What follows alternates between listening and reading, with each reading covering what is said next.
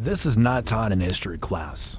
This is unfiltered history and incognito mode, the kind that lives in the shadows of empire, where the secrets of power were whispered not in battlefields but in bedrooms and tents. Picture this. You're stepping into the Mongol steppe at night. The sky stretches black and endless, stars scattered like sparks across the void. Fires burn low in a massive camp, their smoke mingling with the smell of horses, leather, and roasted meat. Beyond the soldiers and herds, deeper inside the guarded circle, are the tents of the Great Khan. And in those tents, the real politics unfold not with swords, but with silk, whispers, and bloodlines. Here lie his wives and concubines, dozens of women from across Asia. Some came willingly, some were given as alliances, and some were taken by force. Each one carried a secret. Their bodies and their children could decide the future of the largest empire on earth. Before we dive deeper into these hidden chambers of Mongol power, take a moment to like this video and subscribe, but only if you genuinely enjoy what I do here. And drop your location and the time where you're watching from in the comments. It still amazes me that across time zones and continents, we're piecing together these untold stories together. Now back to the steppe. Mainstream fact: Genghis Khan, born Temujin in the late 12th century, rose from outcast to emperor by uniting the Mongol tribes and forging an empire that would stretch from the Pacific to the gates of Europe. But behind his legend of conquest lies another truth. His power was cemented not only on battlefields, but also through marriages. His wives and concubines were not mere companions, they were the glue that bound tribes, the currency of diplomacy, and the mothers of heirs who would continue his empire. His first and most important wife was Börte. Temujin married her at the age of 16, and her influence would shape his destiny. But soon after their marriage, she was kidnapped by a rival tribe, the Merkits. For months, she disappeared into captivity. When Temujin rescued her, she was pregnant. Was the child his or another man's? Some chronicles suggest doubts lingered, yet Temujin raised her son Joki as his own. That single choice accepting Börte and her child changed history. Joki's disputed legitimacy would later divide the empire.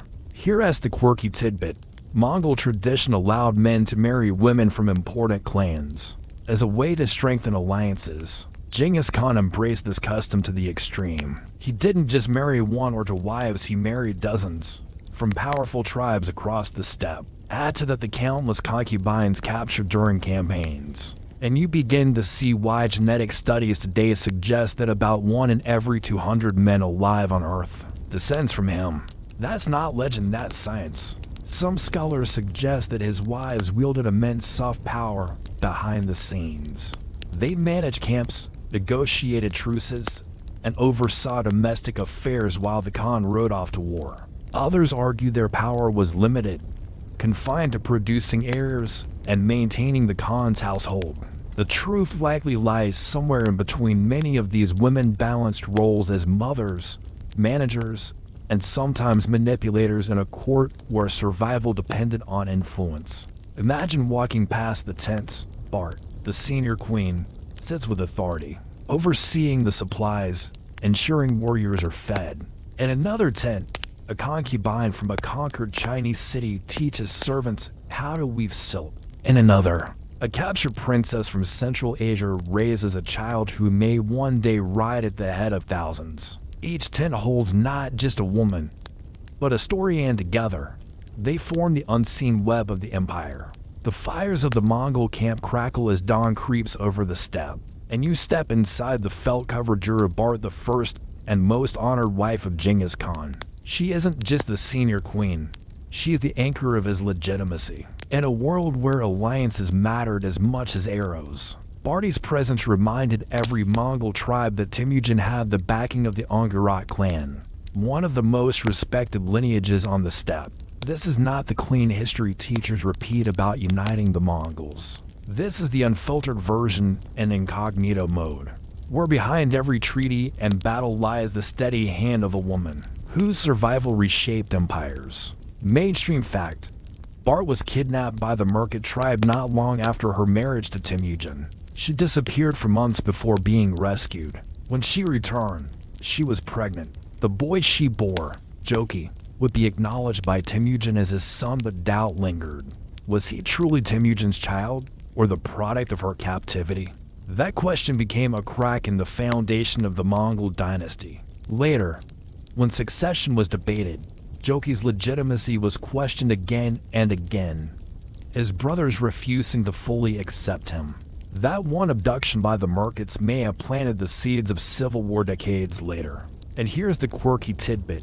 Despite the uncertainty, Börte remained Genghis Khan's senior wife until the day she died. No matter how many other wives or concubines he acquired, Börte's tent always stood at the center of camp. She oversaw household affairs, allocated supplies, and coordinated the entire retinue of women who traveled with the Khan's army. Think of her as the chief executive officer of the empire's domestic machine.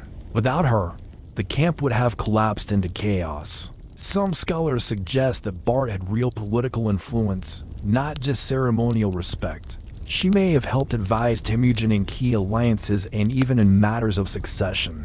Others insist her power was more symbolic, her authority limited to the inner camp.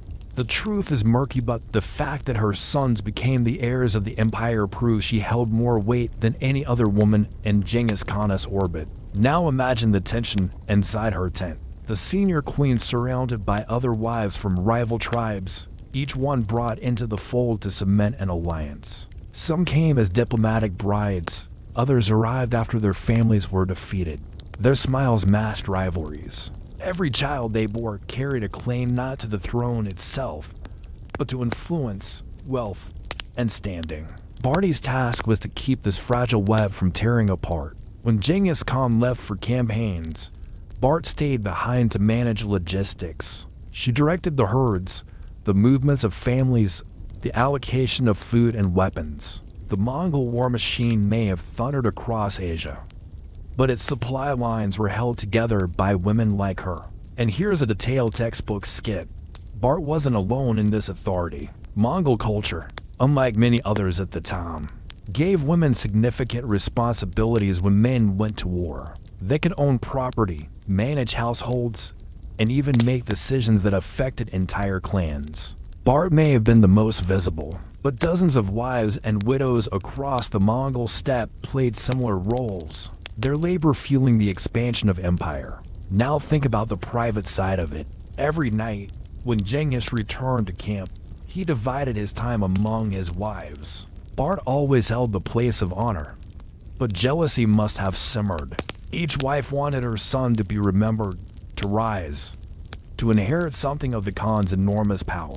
The conversations around those firelit interiors were not about romance, they were about survival and legacy. Some chroniclers claimed that Börte clashed subtly with the other wives, defending the status of her sons against rivals. Others believe she tolerated them, knowing the empire's unity depended on their cooperation. What is certain is this: Börte's sons Joki, Chagatai, Gegedai, and Tolui would go on to carve the Mongol Empire into pieces after their father's death. The brotherhood that Börte worked so hard to hold together eventually fractured, and rivers of blood followed. For now, though, you stand in her tent, watching her carefully pour fermented mare's milk into a cup. Outside, horses stamp the frozen ground. She speaks with authority to the servants, her voice calm, measured. There is no crown on her head, but you know instinctively this is the woman who holds the empire's heartbeat. Step out of Börte's tent, and you enter a labyrinth of jars that stretch across the camp, each one housing another wife, another concubine, another story woven into the web of Mongol power. If Börte was the sun around which the others revolved, these women were stars in their own right, some bright with political value, others fading in silence. This is the side of empire you never get in history class. This is unfiltered, incognito mode, the marriages of conquest, the concubines of war, and the secret politics of women who lived in the Khan's shadow. Mainstream fact: Mongol custom allowed a man to marry multiple wives, particularly as a way to strengthen alliances. Genghis Khan took this principle and expanded it into a strategy. Beyond Börte, He married women from rival tribes and conquered peoples, each union neutralizing enemies and binding allies. The daughters of defeated leaders became queens in his camp, their children woven into the dynasty. It wasn't just lust, it was statecraft and silk. Take Usugan and Yesui, sisters from the Tatar tribe. After the Mongols crushed the Tatars, Usugan was captured and presented to Temujin. She offered her elder sister Yesui as an even greater prize, convincing him to take both. Rather than discarding her, Genghis honored Usugan's counsel, keeping both women as wives. Usugan became known for her wisdom, her ability to advise him on matters of diplomacy. A captured princess had turned survival into influence. Here's the quirky tidbit. Mongol law allowed concubines and secondary wives to travel with the army. This meant that while soldiers galloped off to battle, entire harems followed in their wake, complete with servants, children, and livestock. Imagine the logistical nightmare: thousands of warriors, herds of horses, carts of supplies, and an entourage of women whose presence kept alliances intact. The Mongol army wasn't just a military machine, it was a moving society. Some scholars suggest these wives wielded quiet political clout. They influenced which sons received attention, which clans remained loyal, and even which campaigns the Khan favored. Others argue their role was largely domestic, their voices confined to the private sphere. The truth, as usual, is tangled. Some women clearly shaped policy, while others faded into the background of history. And then there were the concubines, the spoils of war. Whenever Genghis Khan's armies conquered a city, noble women were taken into his household.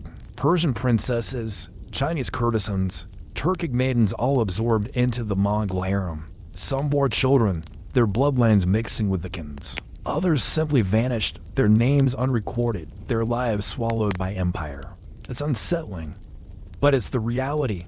Empire consumed not just land, but people. The genetic evidence tells the story more bluntly than any chronicle. Modern studies show that nearly 16 million men today, about 1 in every 100 on Earth, carry a Y chromosome traceable to Genghis Khan. That staggering legacy isn't the result of ordinary family life. It's the footprint of an empire where wives, concubines, and captured women were central to the project of expansion. Now imagine the camp again, the overlapping rivalries. Börte commands respect as the senior wife. Yesui and Usugan scheme quietly, their influence built on loyalty and survival. Concubines from Persia, Tangut, and Khwarezm bring new customs, perfumes, and songs, their presence both exotic and threatening. Servants shuffle between tents carrying news, gifts, and gossip. Each woman wonders, will her son matter in the end? Will he inherit power, or be forgotten in the shadows of stronger brothers? Some chroniclers describe arguments between the wives, subtle jabs in conversation, or overt clashes over status. Others note their cooperation. The way they managed the vast Mongol household with surprising efficiency. Some scholars believe these women, despite being rivals, created a support network that kept the empire functioning, while Genghis campaigned across continents. Others see only jealousy and intrigue. The truth, as always, lies somewhere between. And what about Genghis himself? To him, marriage was a weapon. He used it to bind tribes, neutralize enemies, and populate the future with heirs. But in private, surrounded by these women, he must have faced a different kind of battlefield: the demands of wives who wanted recognition, the children who wanted succession, the whispers of rivalries simmering beneath the surface. By day, he ruled armies. By night, he ruled a household that could topple him within fighting just as surely as any rival tribe. And in this harem of power, the seeds of the empire's future, both its triumphs and its civil wars, were quietly taking root. The steppe is quiet now. The great Khan is gone, his body carried back to Mongolia in secrecy, buried in a place no one ever found. But his wives, his sons, and their rivalries remain, and they will decide whether the empire he carved out of dust and blood will endure or shatter. This is not the neat tale of conquest and maps you memorize in school. This is the unfiltered, incognito version, where succession is less about battlefields and more about bedrooms, mothers, and the whispered entries of the harem. Mainstream fact: Börte's sons Joki, Chagatai, Gegedei, and Tolui were the primary heirs of Genghis Khan. But even here, nothing was simple. Joki, the eldest, carried the stain of doubt from his mother's abduction. Chagatai refused to acknowledge him as legitimate, calling him the son of a merchant. The feud grew so poisonous that Genghis himself had to intervene, declaring Gegedei his third son as the successor. That decision would ripple across generations, shaping the empire's collapse into rival khanates. Now picture the camps after his death. Börte, the senior queen, holds her head high, her influence ensuring her sons take center stage. Yet other wives press their claims. Yesui, Usugan, and the rest whisper in their sons' ears, urging them to fight for scraps of inheritance. Concubines, too, see their children elbowing for recognition. The empire stretches from the Pacific to Persia, but in these tents, it contracts into a knife's edge of rivalry. Here's the quirky tidbit: Mongol custom didn't just allow multiple wives, it encouraged them. Each wife's children were considered legitimate, though only Börte's sons could become the supremekins. That meant dozens of half-brothers scattered across the empire, each carrying the blood of Genghis Khan, each a potential spark for civil war. Imagine Thanksgiving dinner with 40 claimants to the throne. Some scholars suggest that the wives became power brokers long after Genghis's death. Gegedei's widow, Tregin, acted as regent, effectively ruling the empire for 5 years. Sorgatani, the wife of Tolui, raised sons who would become some of the most powerful Mongol rulers, including Kublai Khan of China. These women weren't footnotes, they were players. Others argue their power was always temporary, fragile, and dependent on their sons' fortunes. The truth is harder to pin down, but the evidence of their influence is carved into history. Now step back and look at the bigger picture. The empire Genghis built did not survive as a single state for long. After his grandsons rose to power, it fractured into the Golden Horde in Russia, the Ilkhanate in Persia, the Chagatai Khanate in Central Asia, and the Yuan dynasty in China. Each of these dynasties traced its legitimacy back to one mother or another, her womb the cradle of a new kingdom. And here's the haunting part: Genghis may have conquered with armies, but his wives and concubines conquered with bloodlines. Their children, scattered across continents, shaped empires that lasted for centuries. The women in his tents determined not just the fate of Mongolia, but of half the known world. Now the fires of the steppe grow dim. You walk past the ghostly outline of Gers, hearing the faint laughter of children long turned to dust, the hushed voices of queens still bargaining in the dark. Genghis Khan is remembered as the man who forged an empire on horseback, but behind him stood a legion of women, each one a piece of the puzzle, each one carrying secrets we will never fully know. So when you hear the name Genghis Khan, don't just picture the warrior thundering across Asia. Picture Börte, Yesui, Usugan, Sorgatani, and the countless unnamed concubines, some willing, many not, who bore his heirs, managed his empire, and quietly shaped the destiny of nations. Because the greatest conqueror in history didn't ride alone. He rode with ghosts at his side, the wives and concubines whose stories remain hidden in the shadows of his legend.